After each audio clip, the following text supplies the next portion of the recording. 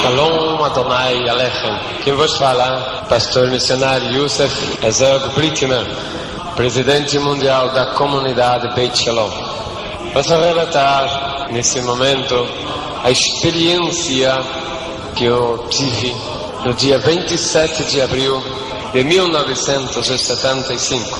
Experiência qual tocou profundamente na minha vida, profundamente na minha religião, profundamente na minha vida social em geral.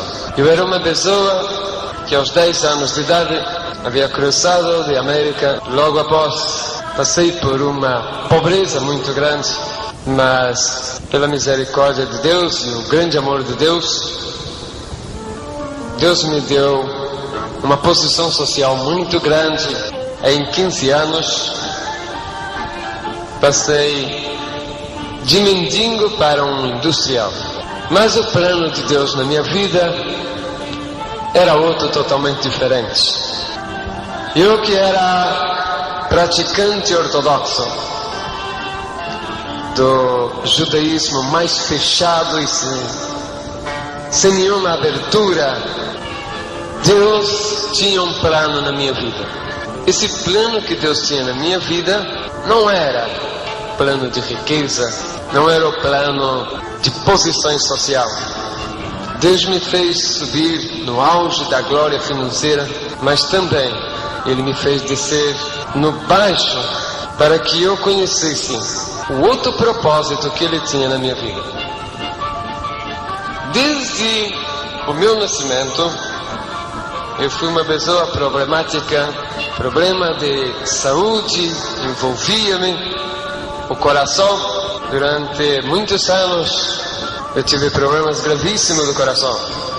Quando eu estava em Buenos Aires, na Argentina, em 1960, era uma pessoa que não entendia o idioma latino, nem espanhol, nem português. Foi para mim muita dificuldade, muito problema. Consegui me adaptar à vida latina, à vida ocidental. Mas, como um bom judeu ortodoxo, eu tinha certeza que o Senhor estava comigo, que Deus era Deus de Israel, era Deus do universo, era o Deus que não desamparava, que o meu povo, o povo judeu, tinha um Deus, e que nesse Deus nós devíamos confiar as 24 horas do dia. O propósito de Deus na minha vida foi muito além do imaginável e compreensível. Uma pessoa com um problema terrível do coração, que teve inumeráveis infartos de coração, mas que sempre conseguiu ultrapassar os limites da tolerância e vencer a enfermidade, talvez a demasiada fé no Deus de Israel. 27 de abril de 1975, estava caminho à faculdade onde iria fazer uma tese sobre sismologia, porque em 74 eu me formei engenheiro civil. Estava fazendo uma pós-graduação. Era às 18 horas de aquele dia, frio, um pouco chuvoso.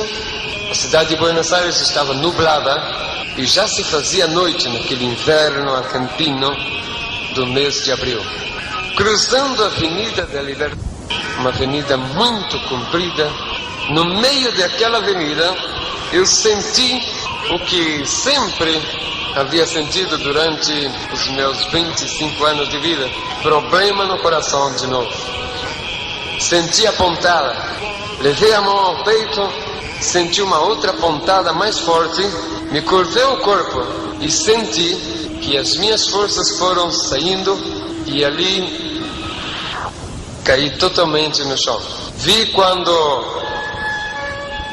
os carros frearam e tudo sumiu, tudo desapareceu.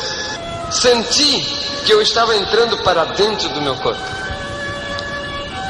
Demorou pouco instante, eu comecei a passar por uma experiência que verdadeiramente marcou muito na minha vida, a experiência da morte. O corpo começou a ficar adormecido. A morte em si não dói. A pessoa entra numa espécie de um transe. E ali estava eu passando a experiência da morte. Senti quando de repente comecei a sair para fora, só que estava saindo para fora do meu próprio corpo. Pela primeira vez eu vi o meu rosto e o meu corpo sem ser no espelho. Tive a experiência do espírito saindo da matéria. Tive a experiência da pós-morte.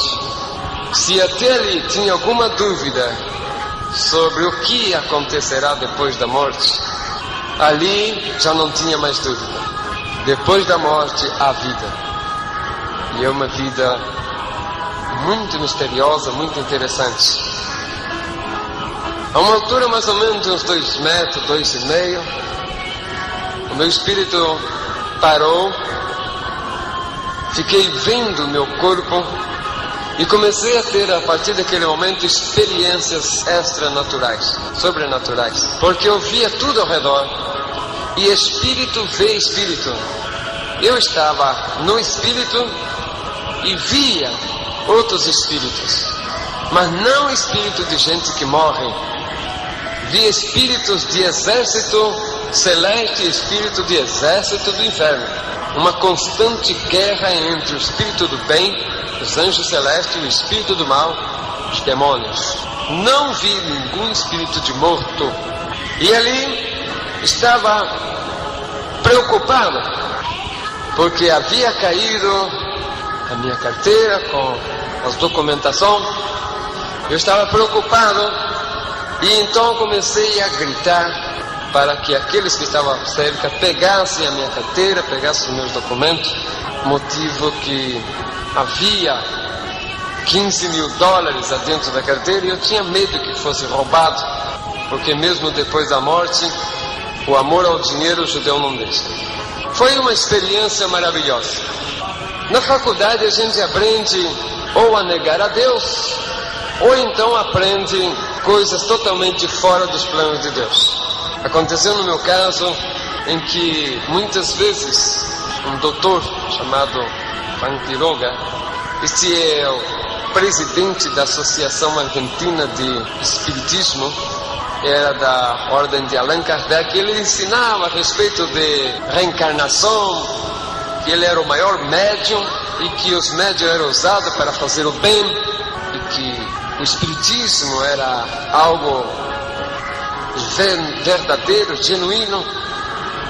Só que eu provei tudo ao contrário. Por quê? Porque no meu desespero de querer comunicar com alguém ali, eu não consegui.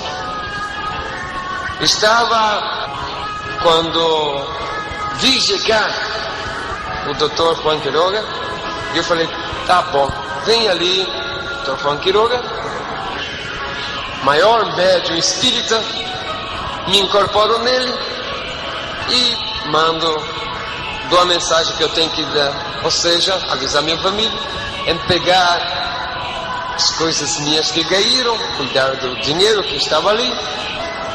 Chegou o doutor, eu tentei de toda maneira falar, gritava com ele, falava, eu quero entrar em você, quero falar, mas tive a desilusão de saber que reencarnação e tudo isso de espiritismo é farsa, é mentira, é engano, nada disso é real, tudo isto é mentira. Vi quando a unidade coronária chegou imediatamente para fazer os primeiros tratamentos, senti quando os paramédicos deram o dictamen, está morto. Mas talvez por causa da minha fama de ser pessoa da High Society Argentina, foi levado o meu cadáver para a clínica com a maior urgência e desde as 18 horas até as 24 horas uma junta médica trabalhou tentando voltar minha vida. O meu espírito foi acompanhando até chegar ali naquela CTI. unidade de terapia intensiva. Foi quando uma luz muito forte mesmo, invadiu todo aquele ambiente. De repente eu senti que estava sendo puxado por uma força muito grande, e por um espaço de tempo não sei o que aconteceu, não sei explicar. Sei que enquanto eu estava viajando para algum lugar, que logo após eu fui descobrir onde era, enquanto isso, o chefe da junta médica, às 24 horas, ou seja, meia-noite, já não havia mais nada que fazer. Foi morte irreversível. Mas Deus havia preparado tudo muito bem preparado. Primeiro, Deus preparou um médico, chefe daquela equipe, que conhecesse as costumes e tradições dos judeus ortodoxos. Chegando ao chefe do necrotério, falou: esse cadáver, prepara-lo e não precisa pôr na geleira. Leva para o necrotério, deixa-o ali, porque é cadáver de um judeu ortodoxo e esse povo enterra os seus mortos antes de 7 horas depois de morto. Aproveitou ele para fazer o chamado aos meus povo para avisar que eu tinha morto indefectivamente. Mas aconteceu que Deus havia preparado muito bem tudo. Era nesse dia 27 de abril, dia de Erev Pesach. O dia 28 seria Pesach, ou seja, 2 dias santos judeus chamados Yom Tov. E nesses dias judeu não toca cadáver. Coincidentemente, o Pesach daquele dia 28 combinou com a Páscoa do dia 29, portanto, era feriado cristão. E durante 3 dias eu não fui enterrado, porque judeu não podia tocar cadáver durante o tempo das suas festas. E o terceiro dia era feriado cristão, e cemitério judeu não é aberto nesse dia, porque quem trabalha são só gentil. Portanto, os judeus falaram: ele já está na geleira, vamos esperar passar o feriado, passar os dias santos, logo após nós fazemos o enterro. Ali ficou o meu cadáver, em um canto daquele necrotério. Um anjo do Senhor estava aguardando. Muitas pessoas perguntam: como pode ser que esse homem passou 70 horas morto, não apodreceu e ninguém deu conta daquilo? Primeiro, fazia muito frio, como disse, abril na Argentina, é tempo de inverno e faz frio. Fazia mais ou menos 5 graus, portanto deu para conservar o corpo. Segunda, era o propósito de Deus. Terceiro, ninguém ia reparar por um cadáver a mais ou a menos em um necrotério municipal, onde todos os mortos da cidade e da região metropolitana são obrigados a passarem por ali primeiro, antes de ser liberado o corpo para enterro.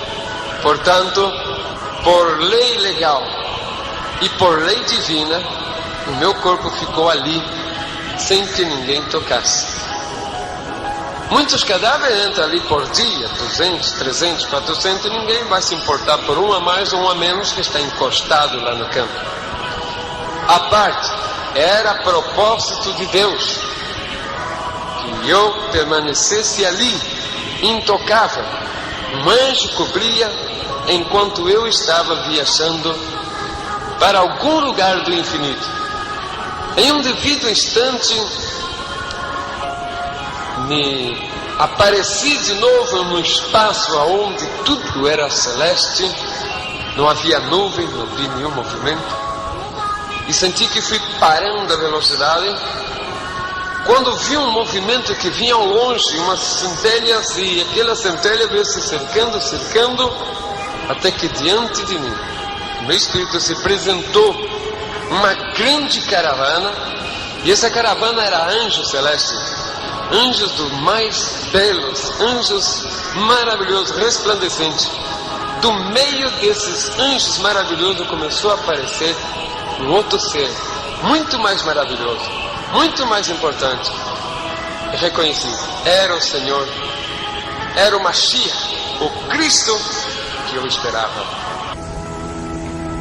Sabia que era o Mashiach, porque dentro das sinagogas, os rabinos nos falaram que o Mashiach viria e que a vinda do Mashiach seria com uma grande coroa na cabeça, e nessa coroa havia 12 pedras, debaixo dessas pedras estaria escrito o nome das 12 tribos de Israel. Vi essa coroa, vi a vestimenta gloriosa desse ser, vi também as pedras e debaixo dela o nome das 12 tribos, vi o resplendor da glória do Mashiach. Ele chegando para perto de onde eu estava, a uma considerável distância, ele parou e com aquela voz de trovão mais suave como um mel, dirigiu a minha palavra dizendo: aonde vais? Respondi: acabo de morrer e estou subindo para saber qual é o meu destino, porque ali eu já sabia o que acontecia. Quando uma pessoa morre, seja boa ou ruim, ela sobe até o primeiro céu na presença dos livros. Ali um anjo olha no livro para ver se o nome da pessoa está escrito. Se está escrito o nome, a pessoa continua subindo e vai até o terceiro céu, onde está o paraíso do salvo. Se não tiver escrito, ou se tiver escrito e riscado, ele desce e vai para a condenação dos ímpios, vai para o inferno do Espírito. Essa experiência maravilhosa que eu tive, por mais que esta bíblica não está relatado, mas foi uma experiência vívida que eu participei, vendo como é a experiência de pós-morte. Falei: eu não quero voltar, eu quero passar para aí. O Senhor falou: tu não podes passar para cá, porque se passar daí para cá, tu não podes voltar mais, e tu ainda é mortal. Vas a descer porque tem uma missão que vou entregar para vós. Se passar daí para cá, tu não podes voltar mais, passas a ser imortal. Descobri ali então que quem morre e chega a passar para o outro lado não volta mais para esse mundo. Mais uma prova de que alma penada, espírito de morto andando pelo mundo, é tudo engano e mentira. Pela boca do próprio Senhor falando para mim, dizendo: se quando uma pessoa morre, nós aqui queremos que ela volte, ela não passa para cair, daí mesmo ela volta, mas volta em um tempo em que o seu corpo ainda esteja preparado para recebê-lo e para o seu mesmo corpo. Não há reencarnação, não há incorporação em corpos estranhos. Isso eu escutei da própria boca do Senhor. Vendo tudo aquilo ali, aquelas belezas tudo, soube que quem passa dali para lá esquece absolutamente tudo aqui debaixo, não se lembra absolutamente de nada. Se ele recebeu a salvação, ele vai para o terceiro céu, onde estão os espíritos gozando da salvação eterna, enquanto seus corpos estão enterrados aqui na terra, esperando o dia do arrebatamento da igreja e a ressurreição dos santos. Se ele foi condenado, ele desce para o inferno, aonde o espírito do condenado já está sofrendo a condenação no seu corpo enterrado aqui, esperando o dia da ressurreição no juízo final, para passar para o outro inferno, que é o definitivo, o de corpo e espírito onde irá eternamente estar condenado. É o lago de fogo e enxofre. Vendo tudo aquilo, mesmo assim eu tentei ficar por ali, mas não houve maneira. O anjo falou: passe, porque tem uma grande missão para fazer. Por um espaço de momento eu vi que aquela luz que me havia tirado daqui voltou e começou de novo aquele grande claridom. Naquele momento, sim, o meu espírito se entristeceu, porque eu não queria mais voltar. Mas não teve maneira. O anjo, ou seja, o Senhor mandou voltar sem conversa e tive que voltar mesmo. Enquanto aquela força foi me puxando de novo para trás, vi o Senhor ficando atrás daquela caravana de anjos, no esplendor daquela maravilhosa visão. E de novo, por um espaço de tempo, não sei explicar o que aconteceu. Só sei que era já bem tarde, quando eu aparecia dentro do necrotério. Sabia onde estava o meu cadáver e fui vendo tudo aquilo, o espírito, até que ele foi chegando e foi descendo até encostar onde era o meu cadáver. Ali eu senti um grande desespero, uma grande angústia, porque eu não queria mais voltar à vida, porque é maravilhoso demais o outro lado da vida. Naquela angústia, naquele desespero, não teve jeito. Não houve maneira de ficar. Tive que voltar mesmo, por ordem divina, para cumprir uma missão evangélica que o Senhor iria dar depois. Passei a experiência gloriosa da ressurreição, assim como Lázaro, assim como o filho da sunamita, e como de muitos que morreram, mas que Deus quis mandar voltar e voltou. Estava ali quando entrou meu espírito no meu corpo e começamos aquela luta entre a matéria e o espírito para pôr tudo em funcionamento de novo. Eu lembro que a primeira coisa que foi dominada foi a mente. O coração devagar começou a bater, quando de repente eu senti que tinha que sair dali, porque estava respirando muito profundo e precisava sair dali. Mas eu falava: estou todo embrulhado, porque eu vi por fora, tinha que fazer uma força para conseguir sair dali. E com muito sacrifício consegui, um sacrifício quase sobrenatural, enfiar a mão numa brecha daquela roupa e arrancar aquele lençol. E com muito sacrifício sentar naquela mesa, muito fraco. Ao lado olhei, tinha um envelope escrito meu nome. Eu falei: o que será isto? Abri ali, vi um papel escrito do hospital e li que estava escrito atestado médico de defunção. E ali estava eu lendo meu próprio atestado de óbito. O morto lendo seu atestado de óbito. Fraqueza muito grande, o meu corpo todo amarelado, sentindo mau cheiro, dificuldade muito difícil. Era já madrugada e 6 horas o médico teria que passar para o outro médico-chefe, teria que passar para o outro chefe. E começou a fazer a vistoria para passar 6 horas para o outro médico. Começou a fazer vistoria desde cima, desde o 8º andar. Administração visto, presidência visto, lugar dos médicos visto, laboratório visto, enfermaria visto, farmácia visto, e foi descendo. Chegou a hora dele passar pelo necrotério.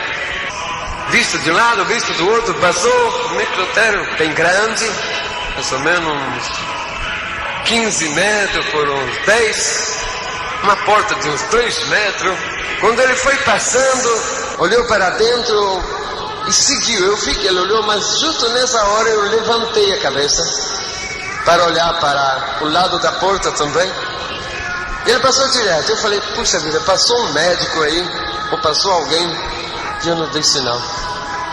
Mas daí eu fiquei olhando e vi que aquele médico começou a voltar com a cabeça meio não acreditando no que estava vendo, parou, esfregou o olho um pouco e olhava, esfregava de novo, olhava, e parece que ele estava incrédulo. Não sabia o que estava acontecendo. Para ajudá-lo, eu dei um sinal com a mão.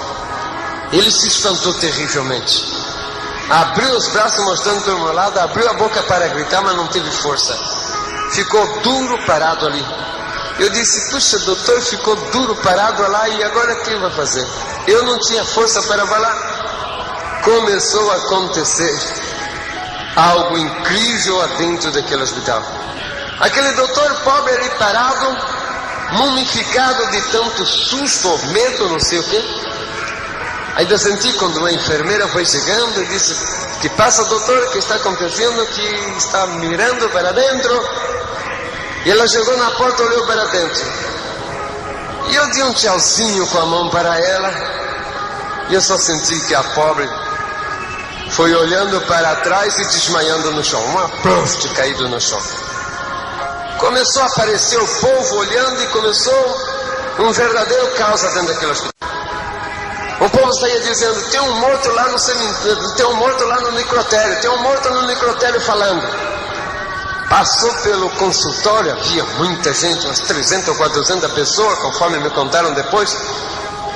Passando lá o enfermeiro, tem um morto lá no necrotério que está sentado lá conversando. Não ficou ninguém, saiu todo mundo, sumiu, se espantaram. Muita gente saiu correndo e outros que tinham um pouco mais de coragem iam até lá. Começou a montar aquele monte de gente ali perto, olhando para ali. Aí eu, totalmente parado, aquela cor de defunto ainda, respirando com muita dificuldade.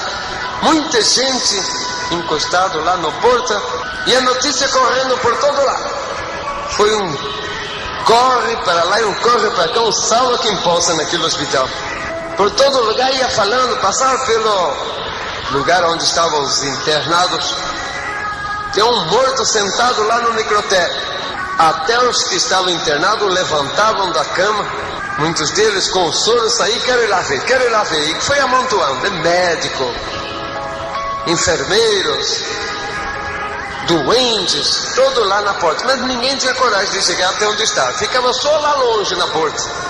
O mais interessante que aconteceu é que todo mundo naquele espanto, naquele medo, lá pelo 7º andar tinha uma pessoa que estava paralítica, já há 1 ano e pouco, que tinha caído do andame, tinha ficado paralítico, estava em cadeira de roda.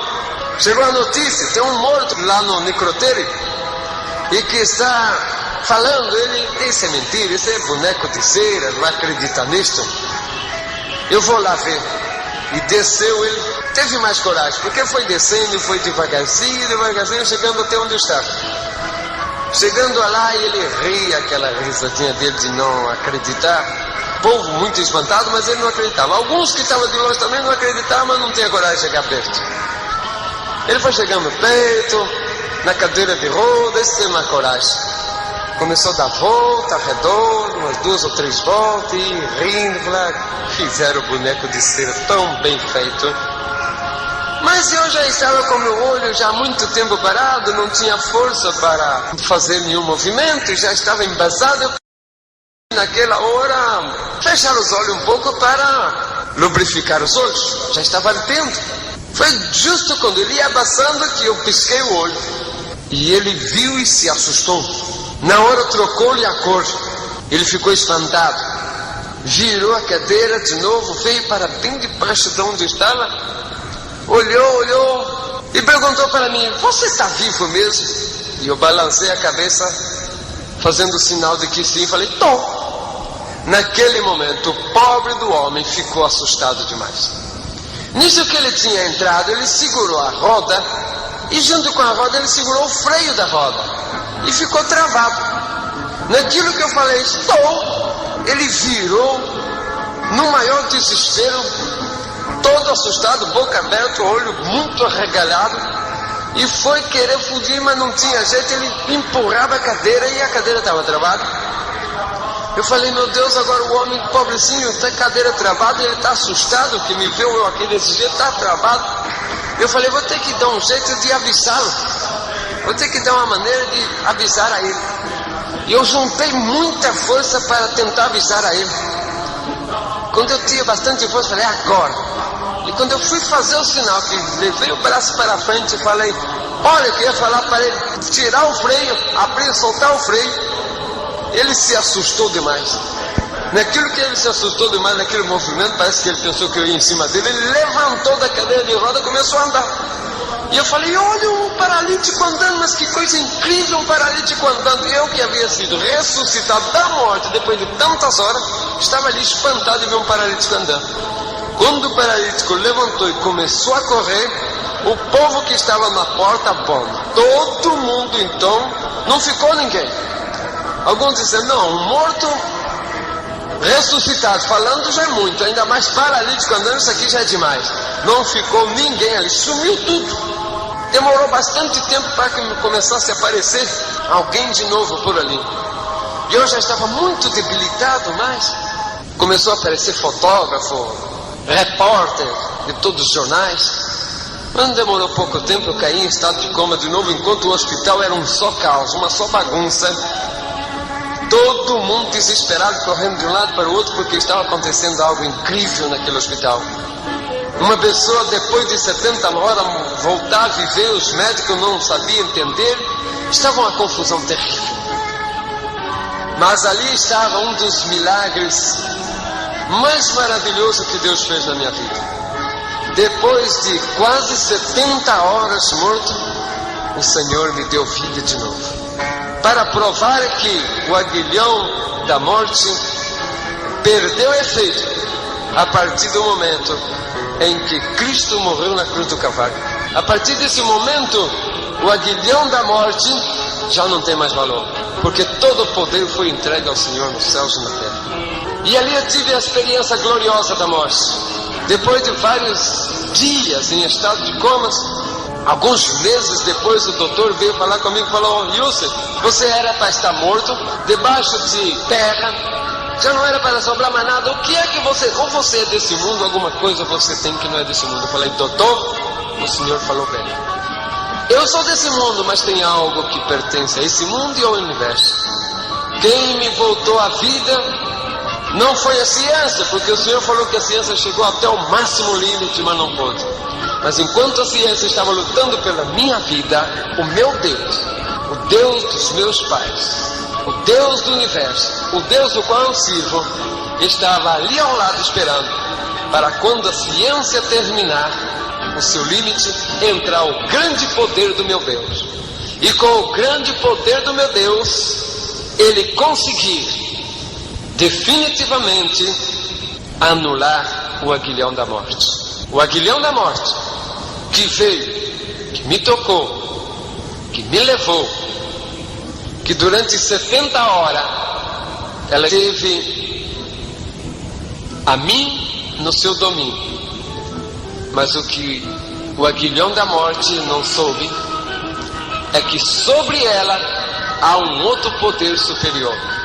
O poder do grande Adonai, do grande Deus do universo.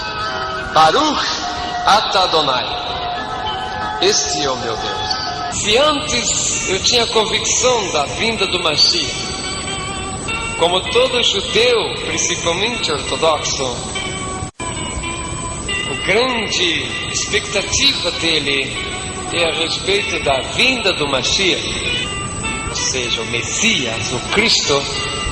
E essa esperança viva no coração de todo judeu, principalmente ortodoxo como eu, fazia eu viver todos os dias na minha vida na esperança eminente da vinda de Mashiach, o Cristo. Eu não vivia um minuto da minha vida fora da esperança. Eu lembro que no meu tempo de judaísmo, ao Yom Shabbat, ou seja, ao sábado, eu me dedicava a fazer Rahamam com o meu sagrado Sidur, o Talir e o Solidel. Eu buscava um lugar na minha casa, especialmente voltado para o lado de Jerusalém, e ali fazia o meu jejum e fazia as preces de Rahamam. O interessante nesse ritual de Arahamã é que o judeu ortodoxo, depois de cobrir-se a cabeça com o talit, uma espécie de véu de oração, depois de amarrar no seu punho os tefilim e pôr na sua cabeça os teflaques, se faz a oração de Arahamã, que disse: vosso misericordioso Deus, Rei do Universo, fazer vir imediatamente o Mashiach para libertar o povo de Israel, para dar paz, tranquilidade. O povo de Israel precisa, eu preciso, como um judeu, da presença do Mashiach, o Cristo.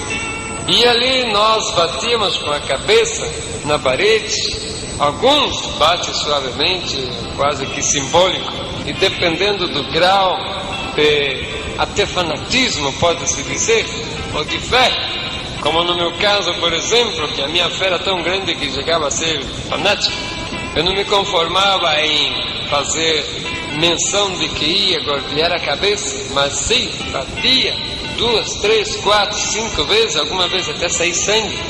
E ali, enquanto eu fazia eu falava: Senhor, assim como dói essas pancadas na minha cabeça, assim como esse sangue corre, assim dói com a dor do desespero o meu coração, esperando o Mashiach, o Cristo que tu não quer mandar. E ali nós fazíamos o Arahamã. O interessante é que jejum e esse sacrifício, implorando a Deus para mandar o Mashiach. E mais importante é que eu chorava na esperança de Cristo. Mas eu não sabia que enquanto eu gritava chorando: Deus manda o Mashiach, Deus manda o Mashiach, ao meu lado alguém dizia: meu servo, já estou aqui. Mas a lei severa, as tradições judaicas, a cultura ortodoxa, os costumes, regras, o temor, o respeito, enfim, a escravidão da lei me fazia eu ficar cego de não ver o Senhor já ao meu lado dizendo: eu já estou presente. Me fazia surdo a tal ponto de não ouvir a voz do meu Messias, do meu Cristo dizer: servo, já estou aqui a teu lado. Por incrível que pareça, eu sentia que alguma coisa muito de estranho acontecia na minha vida. Fui a descobrir depois que era o próprio anjo do Senhor que tentava quebrar a barreira, tentava quebrar a resistência que havia na minha vida judaica ortodoxa. Como judeu ortodoxo, eu era um bom praticante. E eu, em todos os rituais, fiel em todas as festas, fiéis ao meu Rebbe, fiel a tudo quanto diz respeito à cultura, tradição do meu povo. O Mashiach é a esperança de todo o povo judeu. Ele tem certeza que ele virá e que não vai demorar. Aconteceu nos dias de 78, 3 anos depois da minha morte e voltar à vida, conheci aqui hoje a minha esposa, Sara Kathleen Carlos, Sara Britman, uma jovem que, como eu também, totalmente órfã de parentes. Ela ainda era muito jovencinha, contava com 13 anos, ainda incompleto, quando nos casamos. 2 judeus ortodoxos, ela ultra-ortodoxa, ou seja, muito mais severa do que eu. Foi um amor fulminante. Como nós éramos da descendência judaica, entramos para os rituais que a força da lei exige, nos casamos, fomos de lua de mel, visitamos vários países. Na volta, nós passamos, depois de 6 meses de viagem, estávamos de regresso para Buenos Aires, onde nós moramos até o dia de hoje. Quando, passando por Brasil, nós resolvemos ficar numa cidade litorânea de Santa Catarina, chamada Camboriú, onde nós éramos sócios de um hotel. E eu disse para minha esposa: vou passar para o Brasil, vou dar uma chegada no hotel, mas não vou me demonstrar que sou um dos proprietários para ver se eu não estou sendo enganado, se estão cuidando direitinho dos meus negócios. Resolvemos ficar ali naquele hotel. Separei um apartamento normal, paguei a diária normais, sem me identificar. E como bom judeu, perseverante e cumpridor, eu buscava sempre seguir o ritualismo judaico ortodoxo. Quando nós saímos da Europa, na volta para cá, recebemos notícia dentro do avião de que teríamos que tomar cuidado quando chegasse à América, principalmente a Argentina, porque havia uma onda antissemita, ou seja, terroristas que buscavam matar judeus. Nós estávamos um pouco preocupados porque quando tivemos a nossa passagem por Paris, tivemos a experiência macabra de ver o cemitério judaico sendo sacrilegiado, sendo profanado. Tivemos a oportunidade também de ver colégios de crianças judeus sendo bombardeados. Então nós estávamos um pouco preocupados. Mas, com tudo isso, com todo o alerta que a polícia judaica, ou seja, os agentes judaicos nos falavam, nós não preocupávamos muito. Primeiro porque aqui no Brasil não havia uma onda antissemita. E segundo porque por onde nós estávamos pouco importava ao povo. Mas mesmo assim, eu não usava roupa característica que seria facilmente reconhecido. Mas mesmo assim, às noites, eu e a minha esposa, que tínhamos desde o primeiro momento de casado a costume de subir ao monte, como todo judeu tem, e orar em cima das montanhas. E ali fui eu também. Chegando naquela cidade, nós escolhemos um monte para nós ir orar. E nessas orações o Senhor falava conosco. Enquanto isto, no hotel havia um porteiro que ele sempre buscava conversação conosco, mas como nós judeus não gostamos de conversa com gentil, buscávamos sempre nos livrar deste homem. E ele falava que era pastor. E eu falava: pastor de quê? O que você cuida? Que cavalo? Cuida ovelha? O que você cuida? Ele falava: eu cuido de ovelhas de Deus. Eu não entendia muito, mas até que ele falou que ele cuidava de igreja, descobri que ele era um pastor evangélico. Ele sempre andava atrás, sempre perseguia, de um lado, de outro, tentando falar. Mas como nós, judeus ortodoxos, não gostamos absolutamente que nos fala de nenhuma religião, e que a palavra Jesus Cristo para nós era como blasfêmia, cada vez que eu ouvia falar da palavra Jesus Cristo, eu saía correndo para tomar banho, porque tinha medo que talvez o hálito da palavra que saiu da boca de quem pronunciou essa palavra poderia tocar no meu corpo e eu ficar contaminado com deuses estranhos. A palavra Jesus Cristo para um judeu é a mesma coisa de uma grande blasfêmia. E não era menos para mim, um judeu ortodoxo muito perseverante na lei. Mas aconteceu, um dia eu estava fazendo Kiddush Levanar, um ritual de santificação da lua nova, quando no alto da montanha, ou seja, atrás da hotel tinha uma pedra, e eu estava ali, arriba daquela pedra, fazendo meu Kiddush Levanar com a minha esposa. A lua estava brilhante, o porteiro tinha visto, mas ele não sabia o que era, pensava que era algum movimento raro, e subiu até lá. Quando ele viu, falou: mas são um casal de judeu fazendo orações, que maravilha. Naquele momento fiquei com muito ódio. Minha esposa também falou: vamos ter que descer porque o nosso Kiddush Levanar não presta mais. Esse gentil ensujou tudo aqui, não serve mais. Porque quando nós estamos fazendo qualquer prece judaica que um gentil fala ou passa por perto, praticamente ficou sem efeito, foi contaminado. Descendo dali, nós chegamos em casa, no nosso apartamento, subimos e fomos a descansar, com um pouco de raiva porque nós íamos fazer o nosso Kiddush Levanar, mas não teve jeito.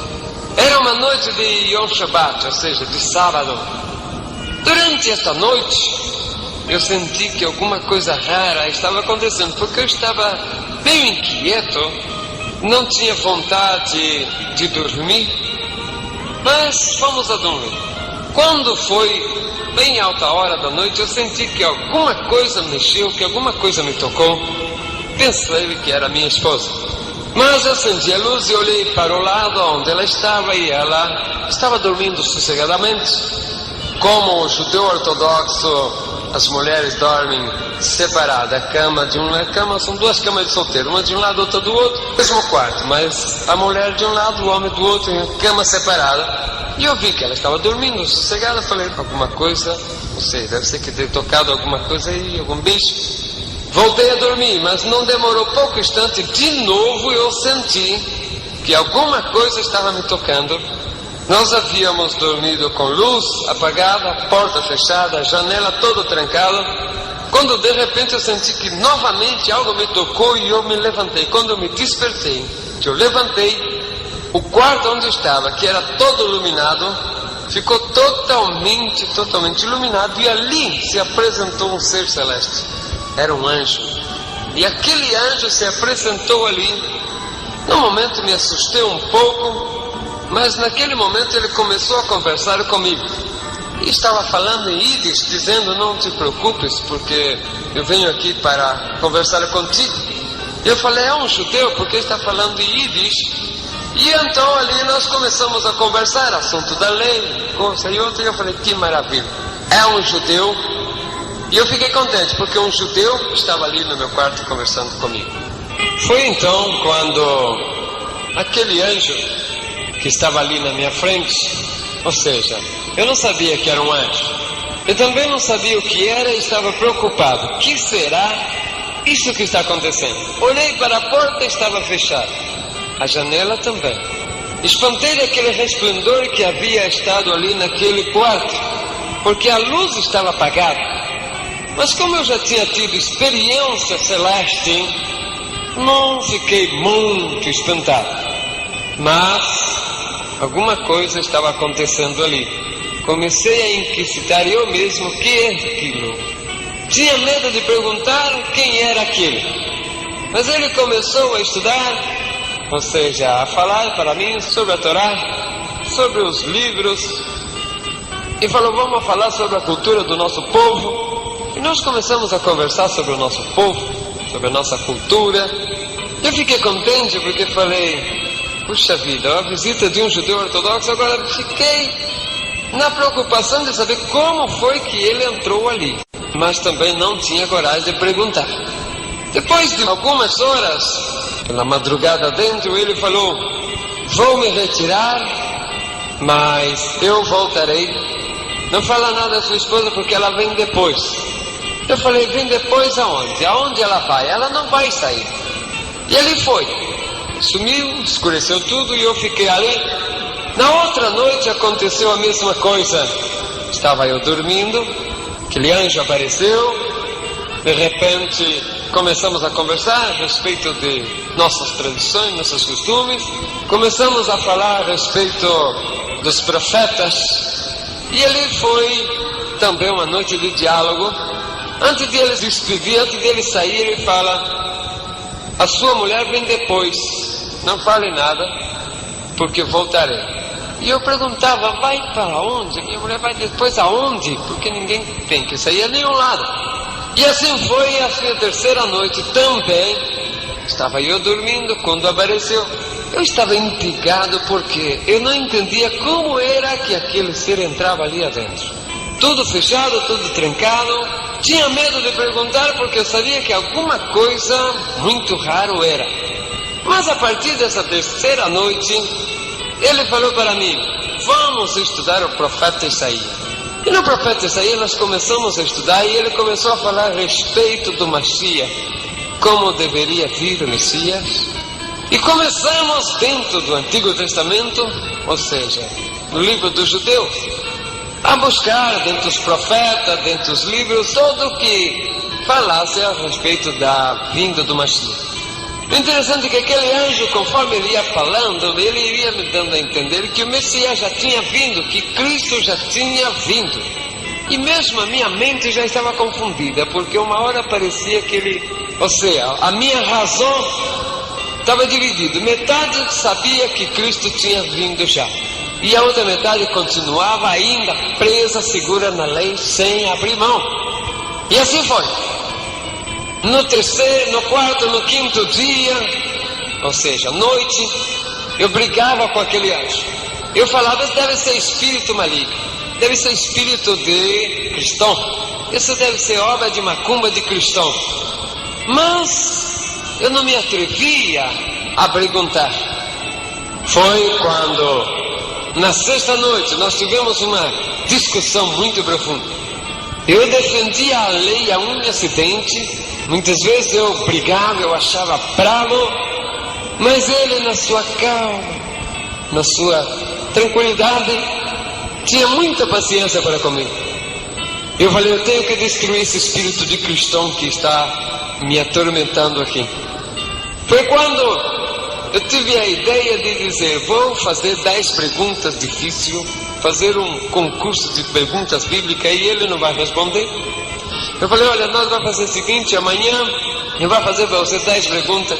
Se você responder, você continua vindo na minha casa, tudo bom? Se não, você vai embora, eu continuo cristão, tudo bom? E ele aceitou e dizendo, mas se eu responda, você vai aceitar que Cristo já veio? Olhei para ele e falei, olha, eu sou capaz até de virar cristão se você me ganhar. Pensava como um cristão queria ganhar de um judeu. Amanheceu o dia, eu saí correndo para buscar uma sinagoga. Descobri que São Paulo tinha rabinos ortodoxos e fui a ele e falei, rabino, tem uma cristão que toda noite entra na minha casa. E ele se assustou, disse, como você deixa cristão entrar dentro de sua casa? Gentil. Eu falei, esse goi entra dentro da minha casa, mas eu não sei por onde ele entra, não sei como ele faz. E então contei para aquele rabino que eu fiz com ele. Ele falou, vamos fazer 10 perguntas difíceis. E ali o rabino formou 10 perguntas. E ele falou, olha, se é aquele povo cristão comum, esse não tem problema, esse que fuma, bebe, esse não tem problema porque esse não sabe por nada. Agora há um problema. Se for de uns cristãos fanático que anda a Bíblia abaixo do braço, esses são perigosos. Esse povo sabe demais. Mas ali eu falei, deve ser desses. Mas a 10 pergunta é, se ele responde sim, ele perde. Se ele responde não, ele também perde. Saí correndo de novo, volta para casa, pegar avião, volta para casa. Quando chega, foi dormir. Chegou a hora, já estava lá, esperando, acordei, o anjo já estava lá. Eu falei, está aqui, vai fazer 10 perguntas, você responde, se não responde, você vai embora. Lava a casa com creolina, purifica, casa que entrou goi. E aí então, você continua cristão. Primeira pergunta foi a seguinte, se você Messias, será sumo sacerdote? Porque se ele respondesse não, ele ia perder, porque o Messias é sumo sacerdote.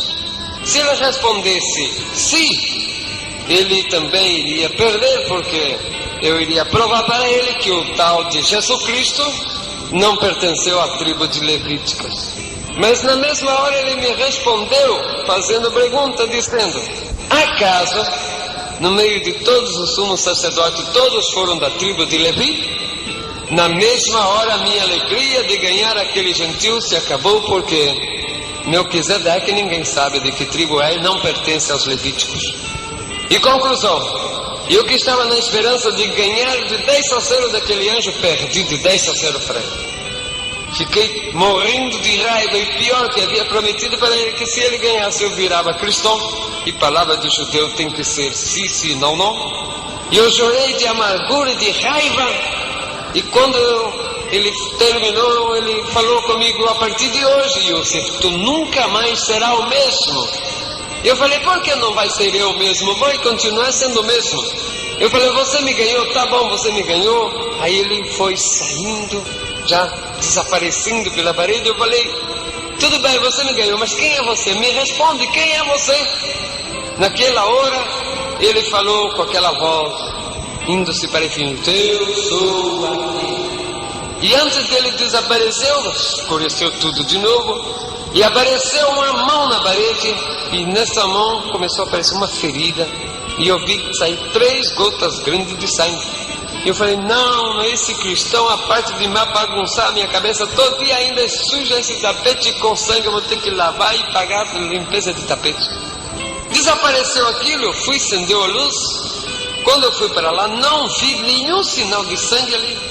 Falei: alguma coisa muito rara acontece, e eu estremeci o corpo todo, fiquei com muito medo, mas voltei, paguei luz para ir dormir. Quando eu vou apagar a luz, eu olho para cima, eu vejo as 3 gotas de sangue, e que veio para o meu lado, e uma voz que falou comigo assim: seja agora lavado no sangue do Cordeiro. E eu senti que naquela hora, aquelas 3 gotas de sangue caíram em mim, eu senti aquele gosto, inclusive, de sangue na boca. Estremeci o corpo todo dia, porque eu fiquei com muito medo, muito abalado, e fui a dormir. No outro dia era Shabbat. Levantei já brigando, pela primeira vez, brigando com mim mesmo, mas a minha briga era contra Deus, porque eu falava: Deus me abandonou, fez um goi me ganhar, fez um gentil entrar na minha casa, profanar a minha vida, fazer eu prometer, e Deus não gosta mais de mim, eu vou pecar, vou fazer bastante pecado. E dia sábado, muitos pecados se podem fazer: andar mais do que 1430 metros, acender fogo e várias coisas que não é lícito fazer dia sábado. Levantei cedo e minha esposa já começou a dizer: não ande, não se preocupe, não ande, não agite, porque vas a pecar contra o sábado. Eu falei: mulher, eu não sou mais judeu, Deus não gosta mais de mim, Deus me mandou para o inferno, e eu já vou para o inferno, e já que eu vou para o inferno, você vai junto comigo. Não vai deixar você, porque naquela hora eu estava me lembrando que todo judeu que negava a Deus era amaldiçoado, era excomungado com a maldição do Monte Ebal. E eu sabia que todos os meus vizinhos, minha família, animal, mulher, tudo estaria naquele momento amaldiçoado, anatemizado, excomungado. Eu falei: Deus não gosta mais de mim, Deus me jogou fora. E foi ali que eu comecei a andar. Chegou a noite, naquela noite de sábado, eu comecei a andar, a esposa chorava. Entramos em uma estradinha muito escura, e uma estradinha sem saída, quando de repente eu vi no meio da estrada ali um movimento. Eu falei: deve ser boteco, vou entrar, tomar cachaça, tomar uma cerveja, pecar mais bastante. E mulher entra, tu vai entrar também, assim nós vai dois para o inferno. Quando eu entro, que eu vi mulher sentada de um lado, homem sentado de outro, que olha para a frente, quem estava lá? Era o porteiro, era o pastor. Eu falei: igreja de cristão, deixa eu sair daqui. Eu falei: não vou sair daqui não, mas melhor do que pecado de tomar cachaça é prostituir contra Deus, é adorar outro Deus, e vou sentar aqui. Eu falei: agora a esposa entra, fica prostituída de pecado com de adorar outro Deus também, nós vai para o inferno todos dois juntos. E ele entrou, e eu sentei de um lado, ela sentou de outro, e o pastor falou: o casal de judeu veio na igreja e fez a igreja, vamos receber, seja bem-vindo, em nome de Jesus. Eu falei: quem tira esse nome, tá, deixa vai embora com essa porcaria. E ele ficou, e ele falava do tal de Jesus. A pregação daquela noite foi: vinde a mim, vós que estáis cansados e oprimidos, e eu vos libertarei. E ele começou a falar que Jesus era rei de Israel, que Jesus era o salvador da humanidade, que Jesus era o rei dos judeus. E eu comecei a ficar com raiva, e eu falei: eu vou bater nesse pastor. Se ele não parar de falar que esse Jesus é rei de judeu, eu vou bater nele. E aquilo foi ficando com raiva, eu ficava com raiva. Cada vez que ele falava, mais ódio me dava dele, porque ele falava desse tal de Jesus. Eu falei: olha, esse homem vai, eu vou bater nesse homem, eu vou quebrar ele a pau. Quando ele falou a pregação, no final ele falou: agora eu vou fazer apelo. Quando ele falou: vou fazer apelo, eu pensei que ele estava apelando para a briga. Eu falei: ele está apelando para a briga, ignorante, agora eu vou arrebentar ele a pau. E deixa ele provocar uma vez mais, eu vou bater nele. E ele falou: agora, para fazer o apelo, eu vou ler a palavra. E disse assim: eu sou o caminho, a verdade e a vida, e ninguém vai ao Pai senão por mim.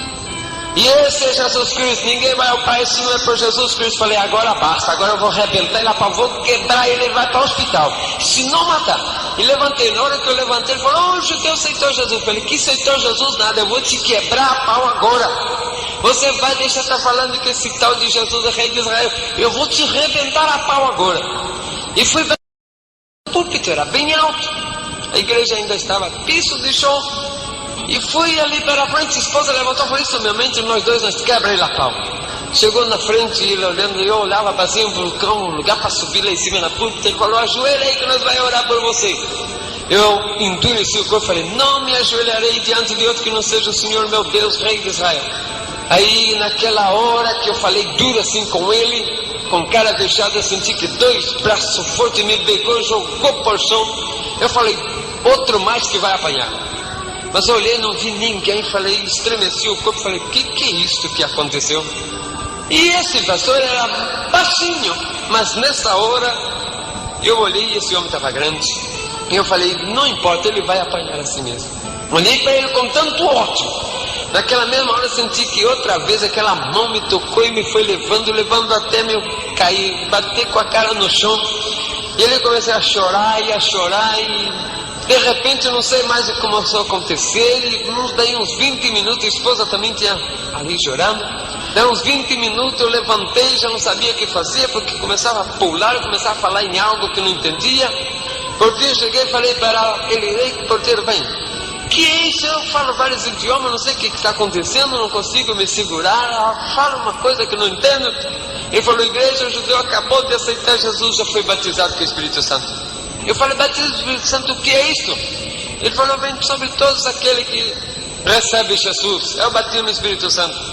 E ali foi uma maravilha, porque começou aquele movimento, e eu estava batismo no Espírito Santo. Eu começava a pular e começava a glorificar, e eu não sabia o que era aquilo, não conseguia me sustentar, me segurar. A esposa ficou assustada. Nós fomos embora para casa, no meio do caminho, junto com os irmãos, e falando de línguas, e também não tinha jeito de me segurar. Dentro de ônibus, falando de língua, não conseguia me sustentar, me segurar. Chega em casa, nós ficou parando, descansando um pouco, não tinha jeito. De repente começava de novo a falar língua. Esposa assustada: que é isso? Eu falei: não sei, coisa de cristão. Batismo no Espírito Santo que chegou e me pega. Todo momento batismo no Espírito Santo me pega, não sei o que passa e que me segura. Fomos dormir, mas não tinha jeito. Daí de hora em hora, de novo batismo no Espírito Santo. Falar: mulher, batismo no Espírito Santo está pegando de novo. Está pegando de novo e eu não estou aguentando. E já levantava falando de línguas e aquilo já não me segurava mais. Numa hora ela ficou nervosa, falou: olha que esse batismo no Espírito Santo chegar, você me avisa, porque eu vou expulsar esse batismo no Espírito Santo. Falei: tudo bom, agora bom. Ela deitou, eu também deitou. Quando foi lá pelas tantas da madrugada, de novo eu levantei com o corpo todo pegando fogo e já comecei. Falei: mulher, batismo no Espírito Santo está chegando de novo. Está chegando, está me pegando. Ela falou: vou arrancar esse batismo no Espírito Santo agora. E veio, quando ela veio, me tocou em mim. Quando ela tocou em mim, também começou a pular e a falar. Eu falei: mulher, segura ele, não deixa ele sair. Eu falei: não tem jeito, já me pegou a mim também.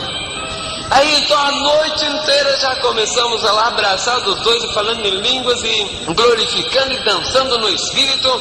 E já pronto, ninguém segurou mais. Quando nós conseguimos nos calmar um pouco, eu falei: mulher, você falou que ia expulsar o Espírito Santo, o que aconteceu? Ele falou: não sei se batismo não consegue expulsar, mas é gostoso demais. Que é isso, que gostoso esse de cristão. Amanheceu o dia, nós esperou o homem chegar e falou: pastor, vem falar para nós que esse batismo no Espírito Santo que pegou aí, pegou a esposa também essa noite. Aí eles foram explicar para nós o que era. Falou: não, isso batismo no Espírito Santo é uma vez só, depois de manifestação. E ele entregou uma mensagem poderosa. Aí entregou para nós o Novo Testamento. A partir de ali, nós falou: nós já é cristão, então subimos para o monte para orar. E ali ficamos orando durante muitas horas. Um dia de madrugada nós estávamos orando, quando nós vimos em visão um leão muito grande. Minha esposa falou: é o leão da tribo de Judá. E ele falou para nós: a partir de agora tu não será mais o mesmo, uma grande missão está sobre vós. Vocês viverão para levar o meu evangelho vá para casa para arrumar tudo, porque eles irão aí pelo mundo inteiro falar da minha palavra, porque eu chamei vocês para esta obra. E a partir dali nós saímos, fomos para a Argentina e lá nos preparamos e saímos para o mundo para evangelizar. E já há 46 vezes que temos recorrido levando a mensagem. E foi glorioso a partir daquele momento em que Jesus me tomou, me jogou por terra e fez o que quis de mim. Mas graças a Deus, hoje eu posso louvar a Deus, porque o Senhor tocou na minha vida. Conheço a Jesus desde aquele então, desde quando Ele me pegou, me batizou com seu Espírito, sem que eu ainda não era cristão. Levantei para bater num pastor, mas levei uma surra do Senhor, tão gostosa e maravilhosa. Graça e paz da parte de Deus para todos os ouvintes. Estamos aqui entregando a última parte do testemunho sobre a minha vida. Testemunho que começou em 1975, quando eu passei a experiência da morte.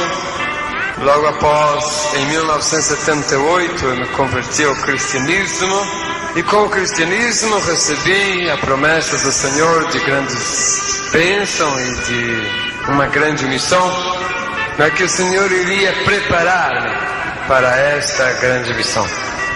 Corria-se os anos, desde 1978, eu e a minha esposa recorrendo os países, África, Américas, todas as 3 Américas. Pela primeira vez passamos aqui por Brasil em 78. A segunda vez nós havíamos ido para o Equador, de lá Colômbia, Venezuela, e entramos por Santa Helena, a Roraima. De ali viemos com a família até Cuiabá, no Mato Grosso. Quando a minha família ficou numa cidade perto de Cuiabá, porque por ordem divina, por revelação divina, eu iria evangelizar as florestas amazônicas. Preparei tudo, deixei a família acomodada e peguei o indispensável e fui para a grande missão que Deus havia preparado e mandado para mim. Foi quando aconteceu a minha ida para a Alta Floresta Amazônica. Comecei a trabalhar no evangelismo ali para os índios, para os povoados, principalmente a Amazônia geográfica, Mato Grosso do Norte, Pará, Rondônia, Acre. Depois de muito tempo dentro da floresta, cheguei à cidade de Alta Floresta, no Mato Grosso. Para mim já teria ali terminado a minha missão. Estive por vários lugares do Pará, estive por vários lugares de Roraima, por ali fui também até o Pico da Neblina. Entramos em território venezuelano, onde evangelizamos uma enorme quantidade de brasileiros que trabalhavam na fronteira buscando ouro. Até que eu pensei, já está pronta a minha missão, vou embora para casa e de lá vou embora para a Argentina. Não sabia a que dia era e nem que hora era o dia em que eu cheguei na cidade de Alta Floresta. Havia perdido o relógio, noção do tempo, havia perdido tudo. Mas, quando eu cheguei na casa daquele servo de Deus ali, fui recebido, fui a dormir, porque o cansaço era tremendo. Quando me levantei, que tomei um banho e logo após fui sentar à mesa, recebi uma ordem do anjo de alimentar-me bem. Terminei de alimentar-me, me alimentei muito bem naquele dia. Me fui a recostar-me um pouco mais, quando o Senhor falou para mim, levanta-te, tome o caminho que vai para a terceira. A terceira é uma estrada que faz a circulação em toda a cidade de Alta Floresta. Conforme a voz do anjo, saí dali, me fui para aquele lugar aonde o anjo me havia falado, terceiro, andando baixa a direção do que me pudesse vir, porque eu não sabia aonde estava indo, sabia que tinha que ir por ali. Quando eu cheguei em um lugar, o anjo falou: entra na floresta. Entrei dentro de uma floresta muito grande. Encontrei naquela floresta uma grande árvore caída e subi ali naquela árvore e senti uma espécie de cansaço, mareo. Eu falei: meu Deus, é meu coração. E agora estou a 10 quilômetros da cidade, estou a 800 quilômetros da minha casa, vou morrer aqui, ninguém vai me encontrar no meio dessa floresta. Mas naquela hora eu escutei a voz dizendo: não tema, meu servo, porque não é o que tu estás pensando. Trouxe-vos até aqui para fazer uma viagem, enquanto estarás o teu corpo aqui a dormir, guardado por o anjo. Tu irás comigo visitar lugares aonde pouquíssimo tiveram o privilégio de ver maravilha maior, porque foste escolhido para ver essas coisas. O anjo falou: depois que você voltar, verdadeiramente você vai precisar de um coração novo, porque não vai resistir depois de ver o que tenho a mostrar-te. Mandou fechar o olho. Quando eu fechei os olhos, eu vi uma visão, uma mão vindo para o meu lado, e naquela mão havia um coração. E ele disse: receba um coração novo, para que quando voltes, resista o que vas a ver. E ali então eu senti que um coração novo entrou, porque eu senti a força de um coração novo. Foi naquele momento em que eu senti que estava indo para algum lugar, porque eu senti uma força me puxando, e era aquele anjo, porque ele disse: agora vamos. De repente eu me encontrei em um lugar onde na minha frente havia um grande muro. Olhando ao lado eu vi mais 4 pessoas, é isso que estou relatando para vós. Em algum lugar do mundo tem mais 4 pessoas falando a mesma coisa. Naquele grande muro tinha um portão, e foi se abrindo aquele grande portão e apareceu um anjo e fez sinal para nós. Seguimos aquele anjo. Quando entramos em um túnel, uma espécie de um túnel muito brilhante. Ao terminar de passar aquele túnel, nós estamos numa altura, e olhando para baixo nós vimos uma cidade imensamente grande. Não tinha fim essa cidade, nem para um lado nem para o outro ela tinha fim. Olhando para trás não vimos mais o muro, e tampouco não vimos mais o portão. Ali estávamos nós em espírito arrebatado. Tínhamos a forma do corpo, havíamos recebido um corpo, parece que um corpo energizado, umas vestimentas celestes. Eu não havia morrido. Muitas pessoas falam: ele morreu 2 vezes. Não, dessa vez o meu corpo estava dormindo, não estava morto, estava dormindo, enquanto o meu espírito, com um corpo energizado, estava vendo e recorrendo esses lugares. Fomos descendo, e o anjo à frente, nós fomos descendo até que os nossos pés, o nosso corpo energizado, encostou sobre as ruas daquela cidade. Olhando, começamos a deparar a grande beleza, grande maravilha, o grande resplandor daquela cidade. As ruas lisinhas e brilhantes, a cor dourada, e falei: é totalmente de ouro. O anjo falou: ruas de ouro é a cidade de Deus Altíssimo. Ali naquela cidade era maravilhosa. Não havia casas comuns, não havia prédios, não havia fábrica, nem comércio, nem barracos. Somente mansões, imensas mansões, feitas em pedras preciosas, no meio de jardins de belíssimas flores. A beleza daquilo é indescritível, não tem como explicar a beleza de tudo aquilo. Era maravilha demais. Me maravilhava de ver o esplendor tão grande daquela cidade. Eu estava tão maravilhado com o resplandor daquela cidade, quando o anjo falou: estás pensando na luminosidade da cidade? Eu falei: sim, não vejo sol, não vejo nenhum iluminado. Ele falou, porque esta cidade é iluminada pelo Cordeiro de Deus. A glória do Cordeiro de Deus é que ilumina essa cidade. E ali nós fomos andando, vimos rio com água cristalina e a cidade toda prontinha, mas sem habitantes. Só a cidade ali prontinha. De repente começamos a entrar em uns jardins e no meio daqueles jardins nós começamos a ver seres celestes. Anjos andavam no meio daqueles jardins. Ao longe nós visitamos um grandiosíssimo palácio, mas imensamente grande, maior do que algumas cidades. Suas 12 torres muito grandes subiam assim nas alturas, e cada vez que íamos acercando para aquele palácio, mais era um movimento de seres celestes, de anjos, até que chegamos adentro daquele palácio. O movimento ali era muito grande. A beleza é indescritível. O luxo é indescritível. Não tem como explicar para você, meu ouvinte, a beleza de tudo aquilo ali. Olhando aquelas maravilhas, nós vimos ali anjos, uma enorme quantidade de anjos. Vimos ali a organização tão maravilhosa.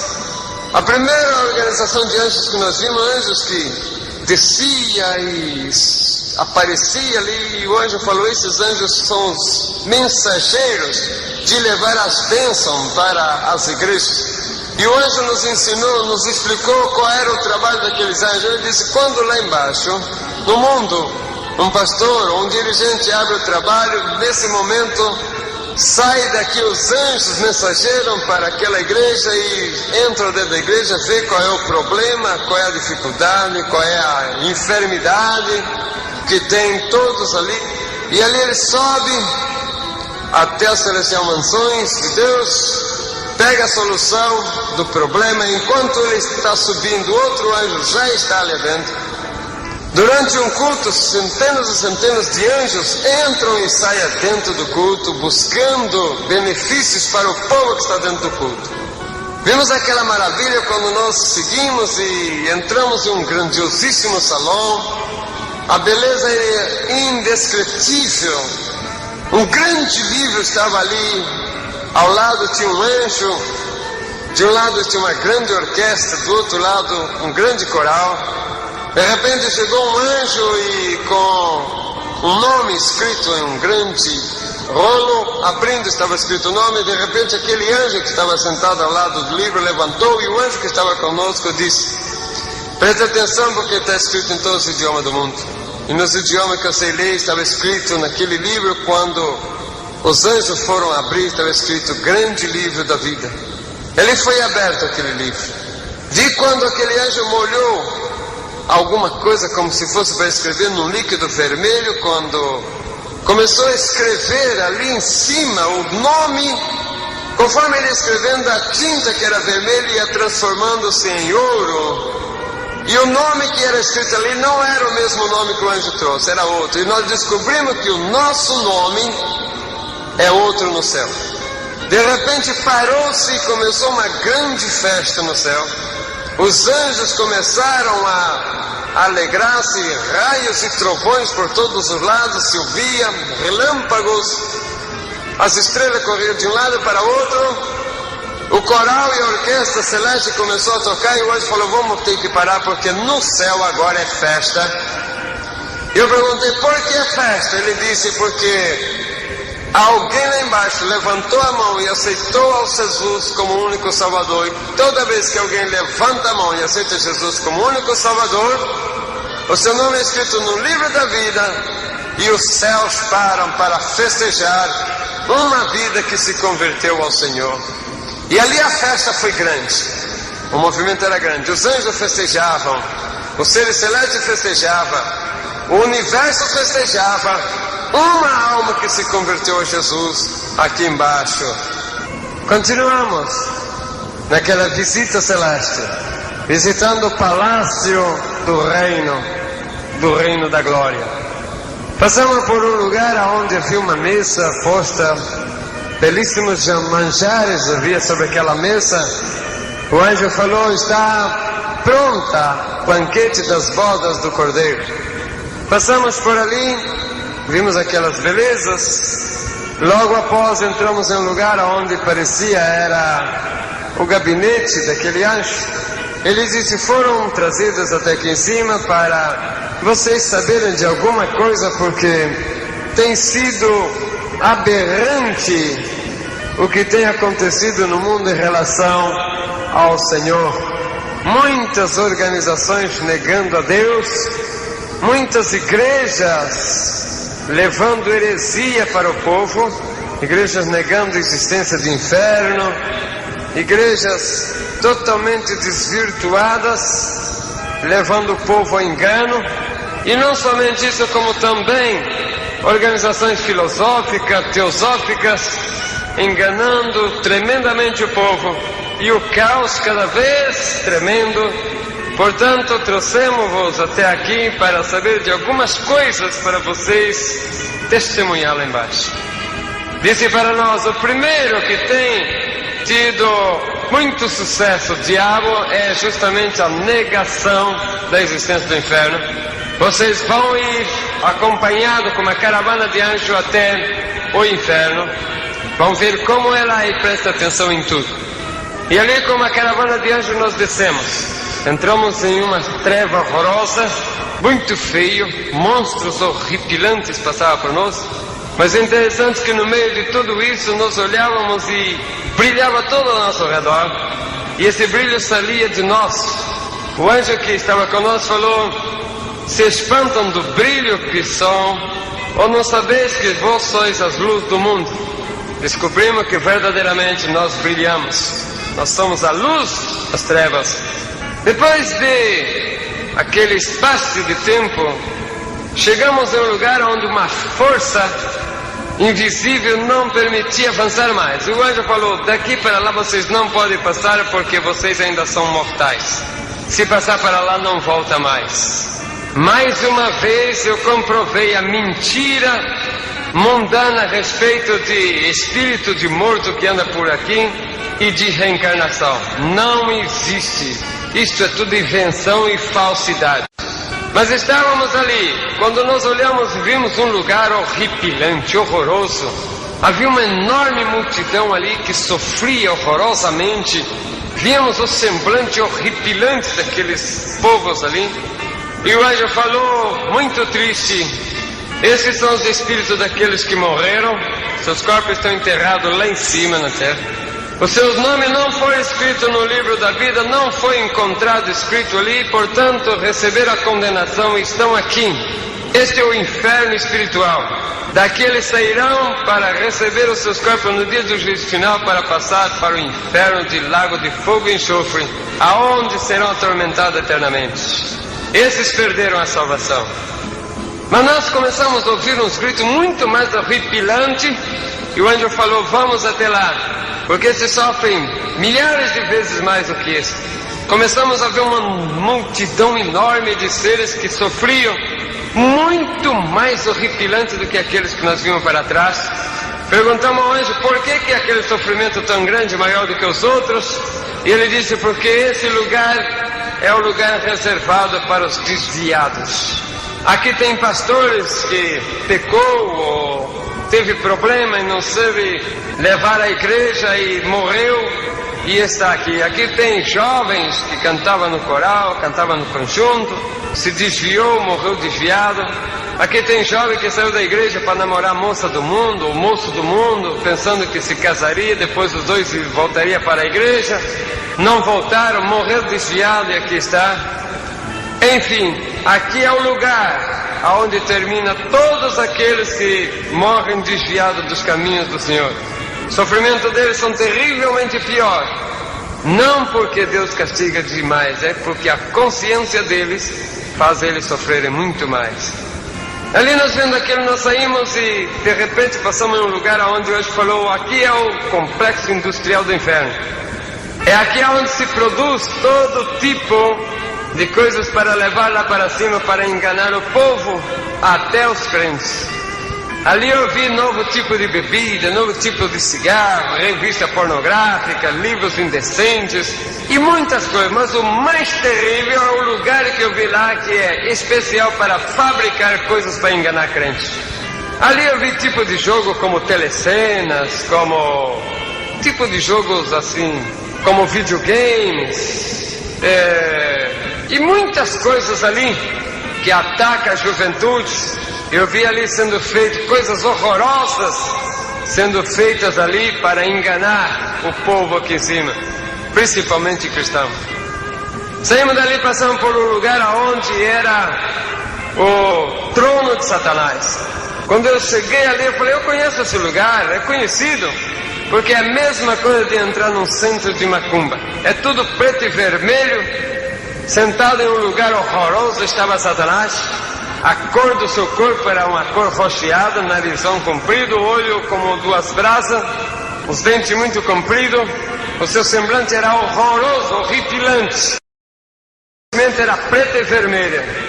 De trás saía uma grande cobra muito grossa que passava por trás daquele trono dele e se transformava em 7 cabeças. O anjo falou para nós, são as 7 guias, 7 linhas do Espiritismo. Atrás dele havia 3 seres andando, todo coberto, andando para lá para cá com a cabeça baixa. E ele falou assim, como Satanás gosta de imitar tudo a Deus, ali está a trindade satânica. São os tais orixás. Orixá não é nenhum ser celeste não, são 3 demônios do inferno. E ali eu vi aqueles orixás. Ao lado vi também 2 cachorros brigando. E um brigava e um puxava para um lado para o outro. De repente se transformaram em gente e se transformaram no corpo de 2 pessoas que viveu aqui na terra com o nome de Cosme e Damião. E um brigava porque brigava por um tal de caruru, por um tal de comida que fizeram aqui. Um falava, não, foi o Cosme que fez, outro, não, foi o Damião. De repente se transformaram em cachorro de novo. Portanto não são 2 santos, são 2 cachorros que moram no inferno e que vivem comendo as comidas que fazem para eles.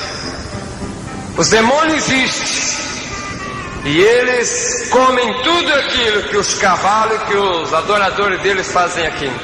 Nós vimos aquelas coisas horrorosas, nós vemos os demônios, pombagira, vários tipos de pombagira, inclusive pombagira gay, que leva o jovem para a prostituição masculina, e muitas coisas horrorosas e horripilantes nós vimos ali.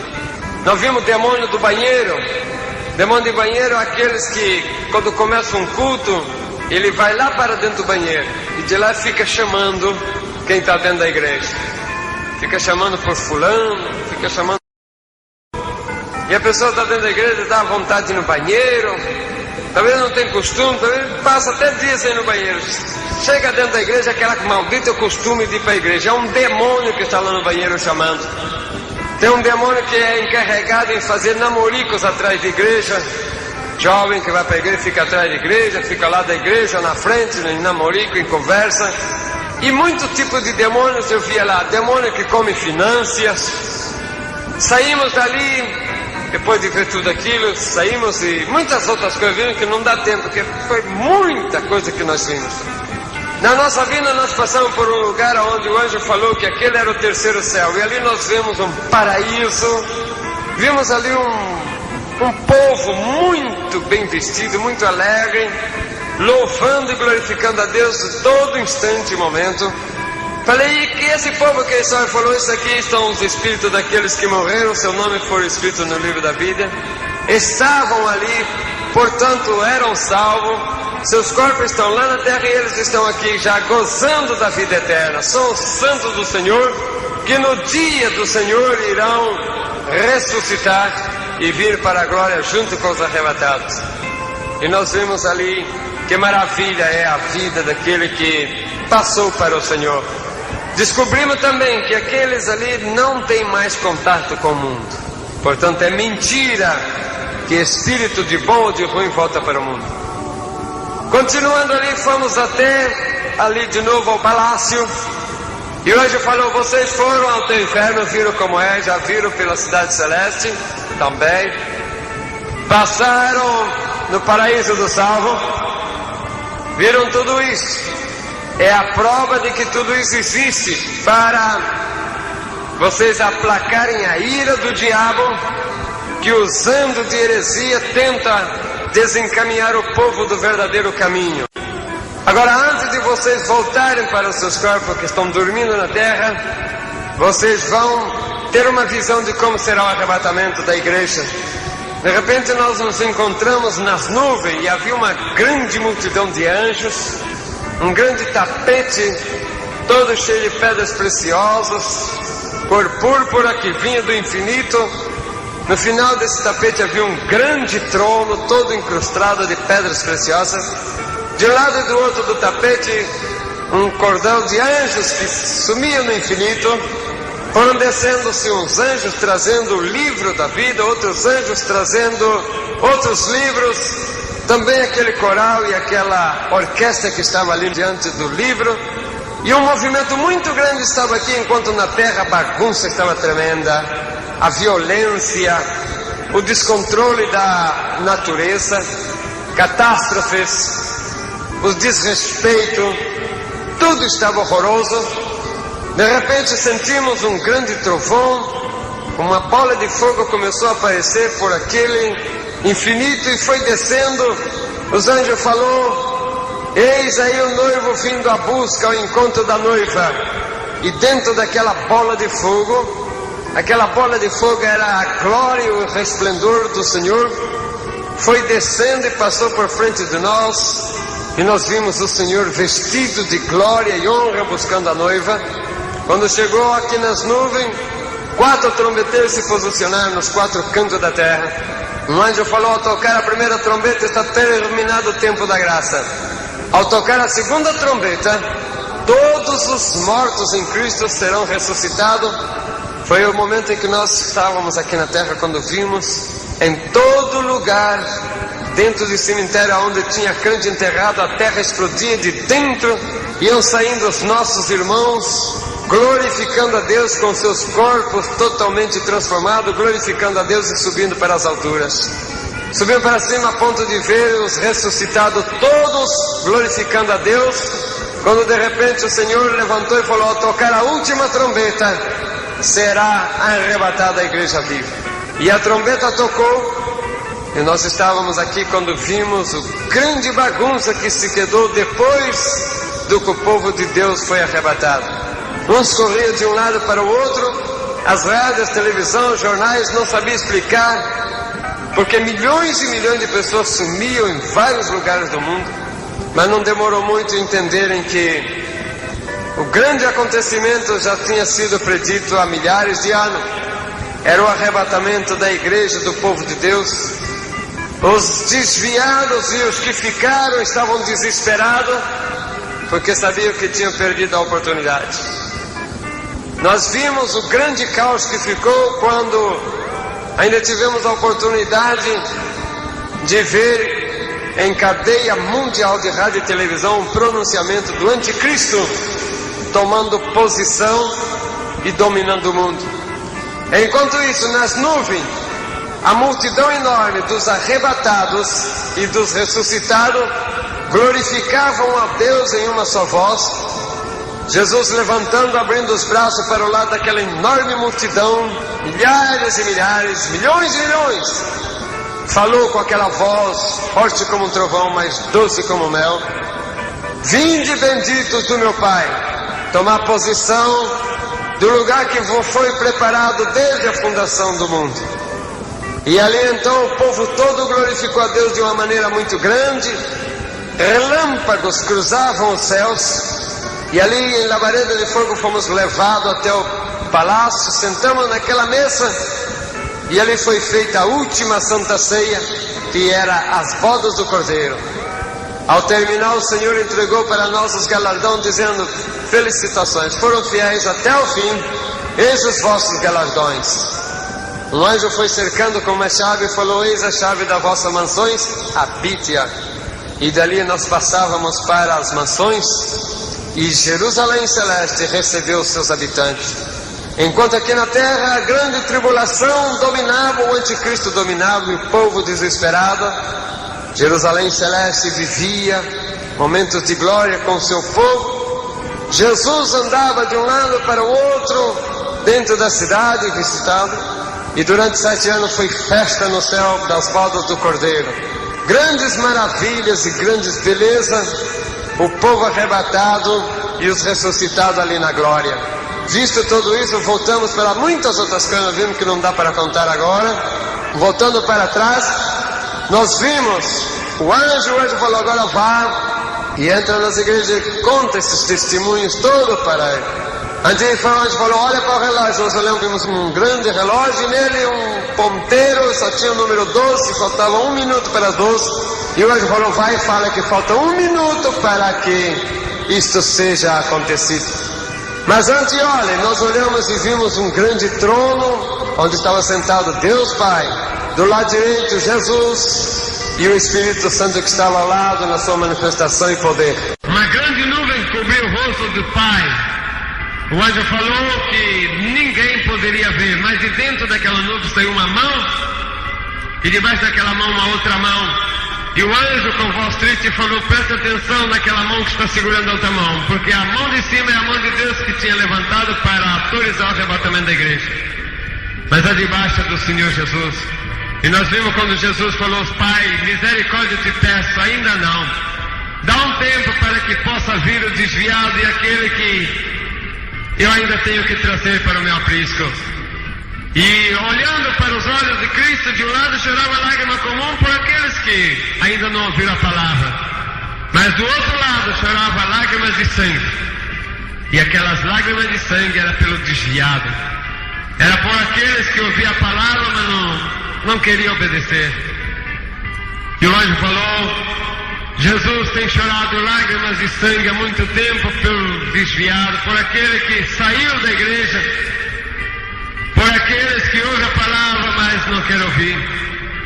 Vai e diga que muito em breve Jesus vai buscar a igreja e que o desviado continua sangrando Jesus, para que ele volte e para que aqueles que ainda não se acercaram voltem logo, porque Jesus em breve estará nas nuvens juntamente com a caravana, e será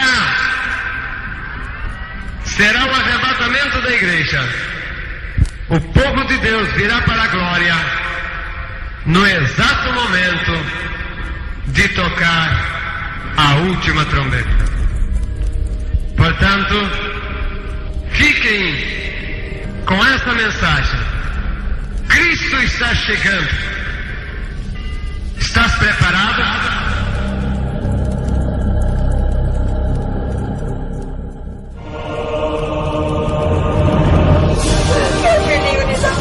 Na maternidade desapareceram todas as crianças recém-nascidas. Centenas de milhares de desaparecidos. Que é isto, meu Deus? E a catástrofe se manifestou exatamente na mesma hora em todo o mundo. Os empregados de minha loja acabam de... Ruth, minha filha! Onde está minha filha? O que foi feito dela? Eu quero a minha Ruth! O tempo da graça terminou.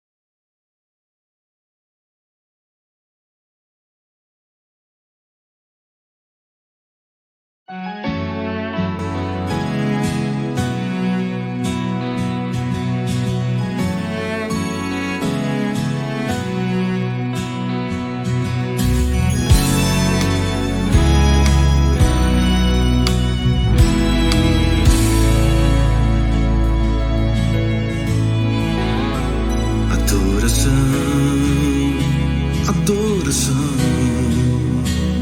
é tudo que eu tenho, Senhor.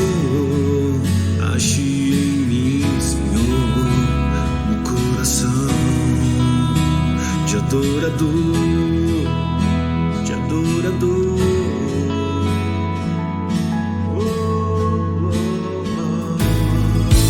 Quando Jó foi provado, ele nada entendia, apenas adorou, adorou, adorou, adorou, adorou, adorou.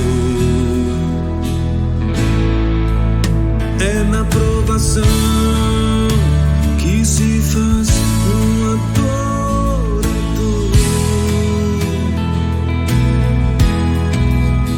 É na provação que Deus recebe a adoração, o seu louvor em espírito e em verdade. Adorarei, adorarei em espírito e em verdade. Adorarei. Te adoro, Senhor, te adoro, Deus, aleluia.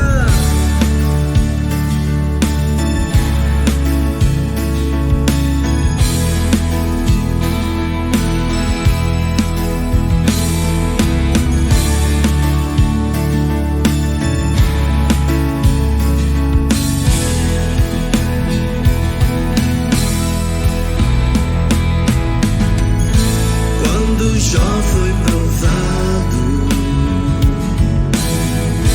ele nada entendia, apenas adorou, adorou, adorou, adorou, adorou, adorou. É na provação que se faz um adorador.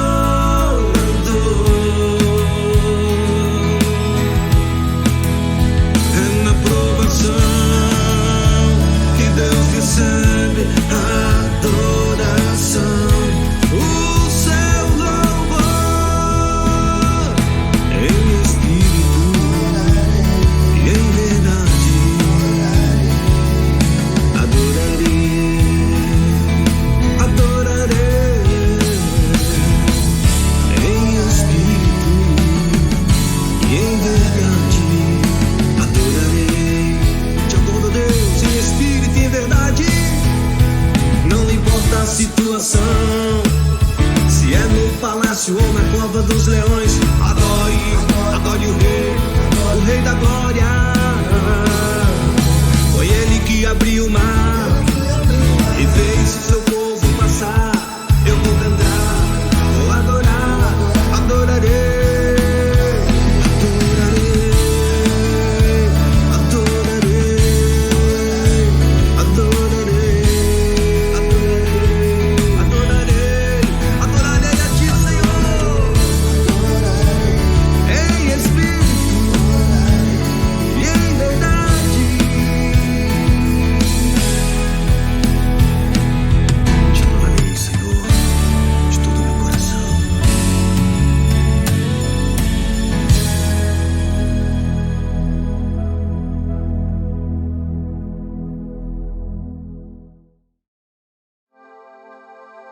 Entrego minha vida a ti, Jesus, meu rei.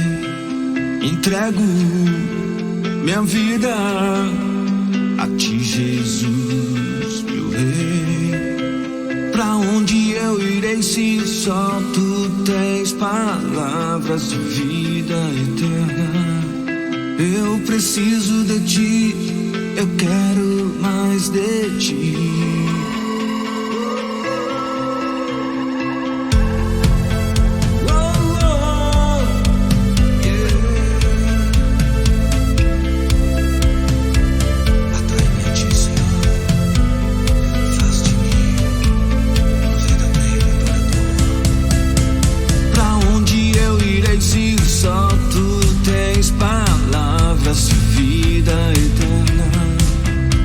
Preciso de ti, eu quero mais de ti, Jesus. Tu és o pão que desceu do céu, eu preciso de ti, te adoro, Jesus, Jesus, Jesus, Jesus.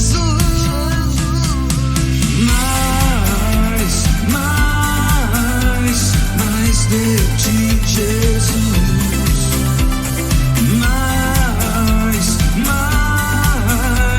Mais de ti, Jesus. Eu te busco de todo meu coração. Minha força está em ti. Tu és o único que pode me encher. Eu quero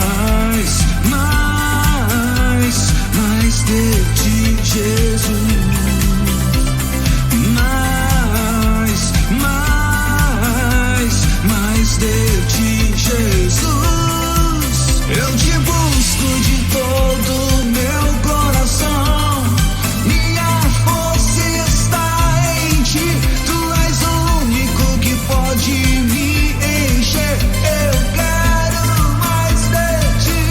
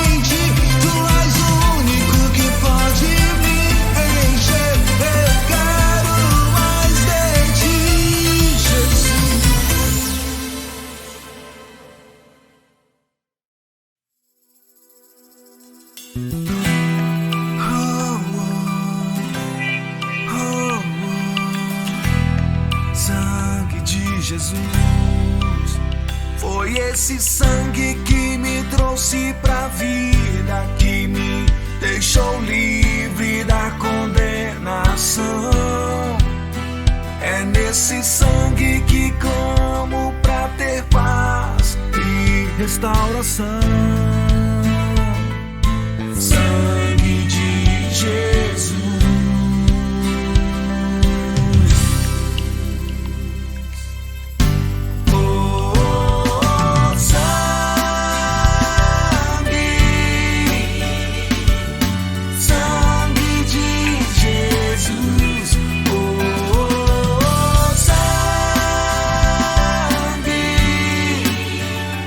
Que me cura e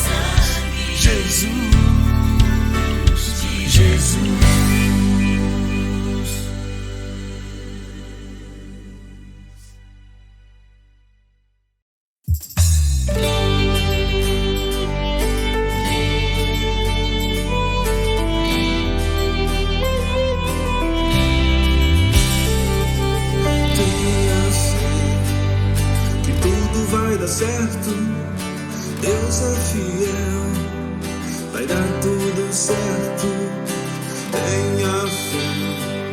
Se Deus é por nós, quem será contra nós?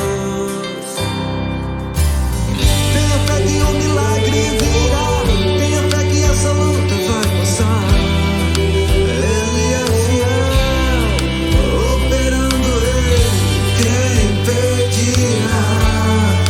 Operando Ele, quem impedirá? Deus te escolheu pra te fazer vencedor. Creia sempre no seu amor. Ele é fiel, consolador.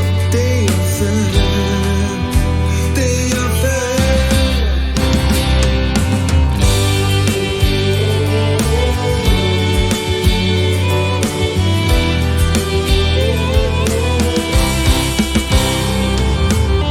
Tenha fé que amanhã será um novo dia. Tenha fé que Deus é contigo e Ele te chamou pra vencer. Tenha fé que nada pode te deter, nada pode te parar. A tua vida está nas mãos de Jeová.